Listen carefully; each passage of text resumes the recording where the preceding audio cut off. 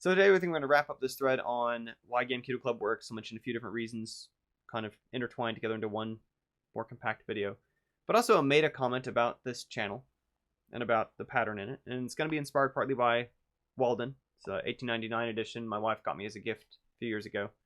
Of course, the book itself was from 1854, so this is already a good 45 years after the book itself was published. But Henry David Thoreau wrote, "Society is commonly too cheap. We meet at very short intervals, not having had time to acquire any new value for each other. We meet at meals 3 times a day, and give each other a new taste of that old musty cheese that we are. We have to agree on a certain set of rules, called etiquette and politeness, to make this frequent meeting tolerable, in that we need not come to open war.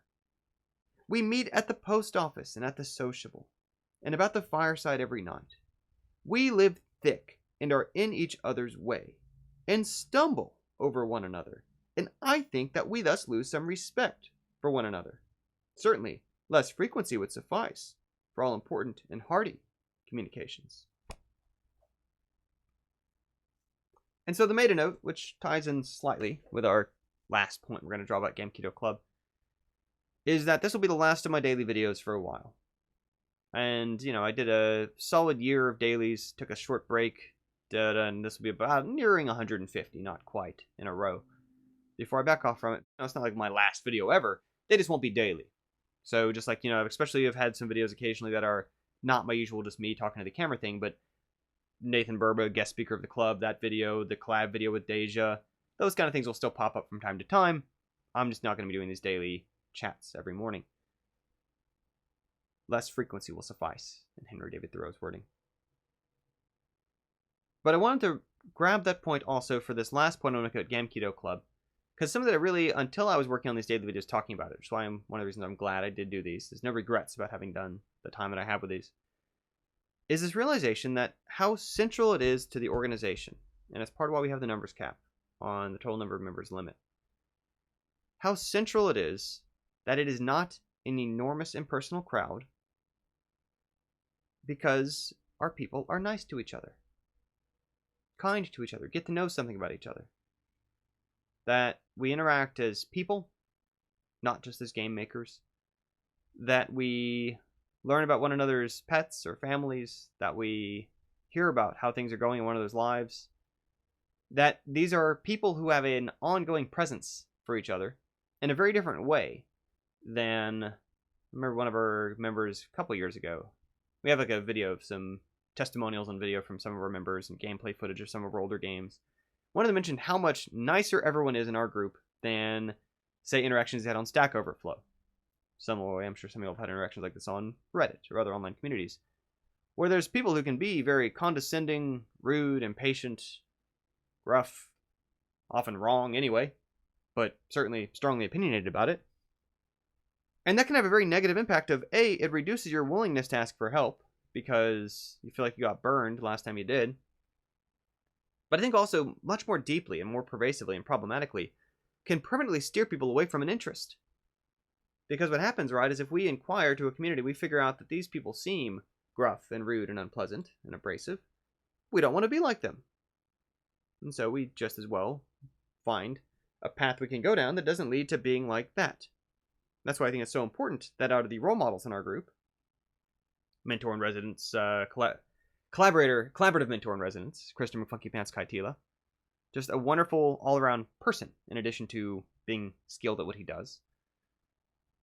Our morale specialist, Alana Linaire, our meeting host Star, all of our trainers who are available for members to meet with about level design questions and art questions and audio questions, UI questions, and so on.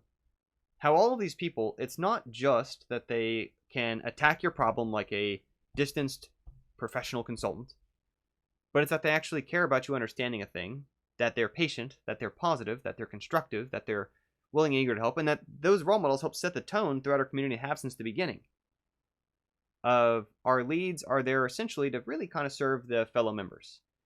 It's not about me, I'm the lead. It's about, hey, if you want to be involved in this project, let's find a way that overlaps your interests. Let's find a way that overlaps your challenges you want to work on. That when people are sharing things and making progress on, that they're genuinely happy to see one another's sharing. And it's not like these other communities where there's just spam, just blanket, impersonal spam, as if that's a way of connecting with people, as if anybody cares to see that noise. And that this, in part, again, depends on the reason kind of ties into our Walden quote.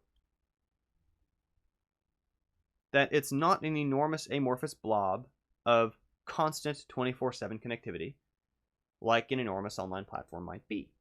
But I think that sometimes the impatience and frustration we see from something like Stack Overflow or Reddit, etc., is that there are people who, probably meaning well, go out there to try to help others, but stretch themselves far too thin, try and answer far too many questions, and become impatient, not understanding that each person having a question, it's their first time having that question, even if you can answer for 100 people before. I kind of knew when I decided to become a teacher, an educator, a mentor, that that was what I was signing up for. To help each person with their question as if it's their first. Because it's their first. Even if for me, it's the 500th time I've had to talk someone through a certain kind of confusion, you know, I can get faster at it, but I still have to begin from understanding it's their first time having that question. And it's taken me some thinking, and this is part of where, again, I've got no regrets about how I've spent the time doing these daily videos. It helped lead me to this conclusion, realizing how, really, I mean, Gamkedo Club has video tutorials, but there's plenty of video tutorials outside of our club, too. Gamkedo Club has people who can, as part of membership, help you if you're stuck on something. There's probably other ways to find your way through technical challenges or creative challenges, too, outside of our group. We find you teammates. That's part of what we do in our organization, but that said, again, there's other kind of team-up stuff. Most of them don't finish everything they do like we do, but there's different reasons for that. But that really fundamentally core to our value, in a way that I've probably done a poor job of surfacing and making a point of and highlighting, is that the people are kind to each other. That it's people who have an ongoing connection to each other. And in today's last video, the one I want to kind of speak to, you know, like I've been doing these other videos. A, it's part of why we work the way we do, but B, it's something I really hope you can borrow, steal, adapt, borrow from, reuse, and find a way to use in your organizations, your groups, if it's not part of ours. And I think that the reasons we've been able to maintain people being so nice to each other, in addition to the role models, in addition to setting the tone, in addition to establishing this is a learning group, we are here to practice, we're here to improve our weaknesses, we are here to get better.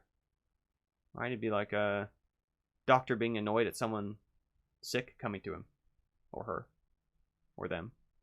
This is a group where people know they've come to this group because there's things that they want to work on. There's things that they want to practice. There's things that they don't quite understand yet, or aren't doing as well as they believe that they're capable of, and we want to help them reach that potential.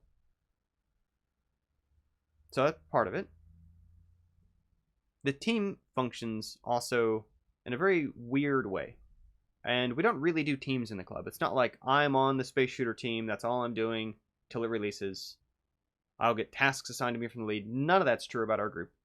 The leads stick with the projects that they prototyped and pitched to keep them on track towards their deadline when we release. We have released, I think, 75 games in the past 3.5 years on deadline. But everybody else just shifts between teams freely, each week deciding what's a task on what's a team that they care to be involved in collaborating on. And what this has the effect of is that everyone's kind of got each other's backs. Everyone's helping fill in for one another. Everyone could potentially be someone else's teammate next week or was last week. And I think we have a tendency to care about our teammates in a way that's harder to care in the same way about someone who is on some other project that's not our responsibility to worry about.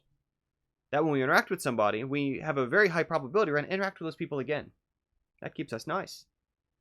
That when I'm out on the LA freeway and a driver's aggressive and they're kind of tailing me and they're just doing what, you know, some rough drivers do, and maybe they're having a bad day, woke up poorly, scared of getting late to work, whatever's going on for them, I let them pass so they become someone else's problem, and I assume I'll never see those people again. There's a lot of people in the LA area, certainly on the freeways. But that when you're in a contained numbers group, that's part of what I like about the fact that we have fixed our size of our community. When you interact with somebody, you have an expectation that we have to figure this out. We have to work this out, right? There's not going to be a us versus them mentality in a smallish community.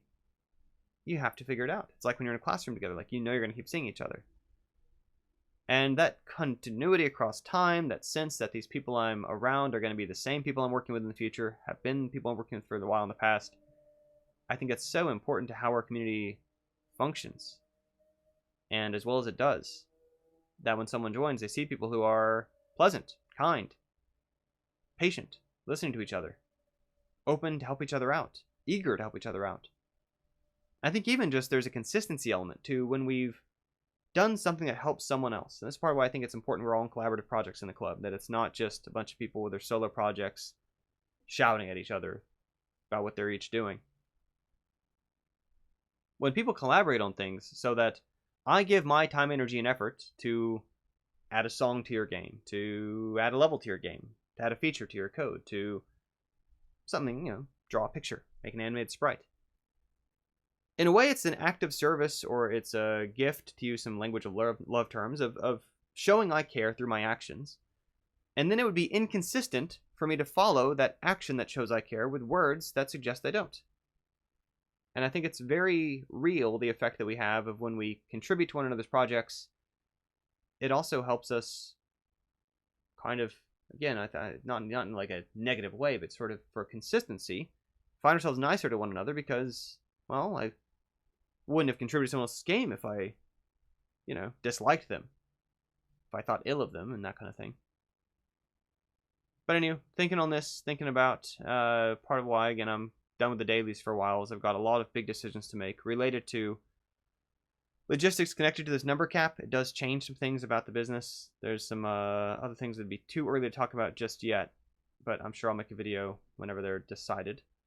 And until then, probably between now and then, there's a good chance that the GetYourselfToDoThings.com stuff is going to be coming out, rolling out. Like I say, I've had a couple dozen members testing that out. Great responses. Lots of edit notes, lots of comments, lots of feedback. Parts that worked best for people, some stories I might incorporate into the final version. That'll probably go out before my bigger news about the club, but maybe not. Working it out, figuring it out. Anyway, I want to thank you as always for having followed along. If you catch this video later, after I've stopped doing dailies, thanks for tuning in. I've got, obviously, say 150 videos before this you can check out if you're interested. Solid year before that of also dailies. Or, of course, you can still find every 2 weeks or so releasing audio from our guest speakers and other people I have chats with, interview on Gamkedo.community, the podcast. It's been going on now for 130-ish episodes. It sounds about right. Since summer 2015, I guess. So about 4 years. 4 years. Nice. Anyway, that is, that be right? Yeah.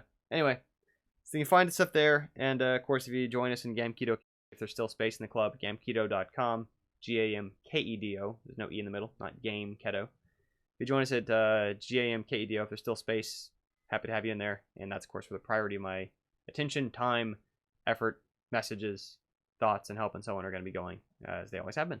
But thanks so much for tuning in. And, yeah, I'm not going to see you tomorrow, but another day. And until then, check out the podcast, check out the club, keep doing what you do. And, yeah, if you were following these things daily, I encourage maybe, if you still like that rhythm, if you liked it, I know for some people they'd wake up and this would be part of their morning watching the video with me, which I appreciate. That was fun. But I might encourage, maybe take that time to continue doing something daily, but something where you're producing rather than listening. Writing a journal entry morning. It's a great habit to have. It's a great rhythm to have. But for now, won't be my videos. Bye for now. I wish you well, and I'll see you next time whenever that is.